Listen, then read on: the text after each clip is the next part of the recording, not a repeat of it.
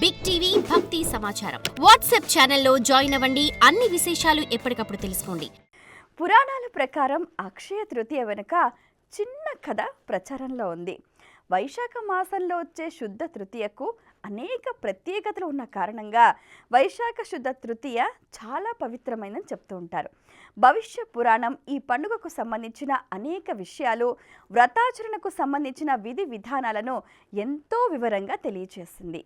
పూర్వం శాకల నగరంలో ధర్మాత్ముడైన ఓ వ్యాపారి ఉండేవాడు. ఓ రోజున అతడికి బాగా దానం చేయాలనే బుద్ధి కలిగింది. అనుకున్నదే తడవుగా తన దగ్గర ఉన్న వస్తువులన్నీ, చివరికి ఇంట్లో ఉన్న అన్ని వస్తువులు, ధాన్యాలు అన్నీ దానం చేసేసాడు. ఇంట్లో ఉన్న కూరలు, పెరుగు, పప్పులు, ఉప్పులు అన్నీ దానం చేశారు. ఏది ఆలోచించకుండా, రేపు అన్నది ఎలా అన్నది ఆలోచన లేకుండా దానం చేశాడు. భార్యాపిల్లలు ఎంత చెప్పినా వినిపించుకోలేదు. నిజానికి ఆ రోజు అక్షయ తృతీయ, కానీ అతనికి ఆ విషయం తెలియదు. తెలిసి చేసినా తెలియక చేసినా అక్షయ తృతీయ రోజున అమితమైన దానం చేసిన ఫలితంగా ఆ వ్యాపారికి తెల్లవారేసరికి కొన్ని రెట్ల ఎక్కువ వస్తువులు లభించాయి.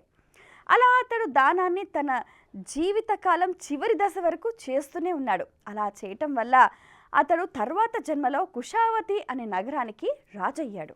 పూర్వజన్మ జ్ఞాపకాలు ఉండటంతో అనేక యజ్ఞయాగాదులు, దానాలు ఆ జన్మలో కూడా లెక్కకు మిక్కిలిగా చేశాడు.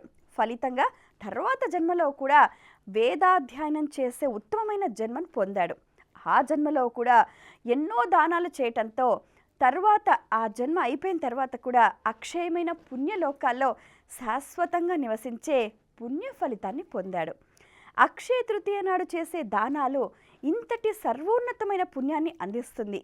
మరి ప్రతి ఒక్కరూ కూడా ఆ రోజున ఎంతో కొంత తమ శక్తి మేర దానం చేస్తే ఉత్తమ గతులు కలుగుతాయి, ఎంతో పుణ్యం లభిస్తుందని ఈ కథ ద్వారా మనకు తెలుస్తుంది.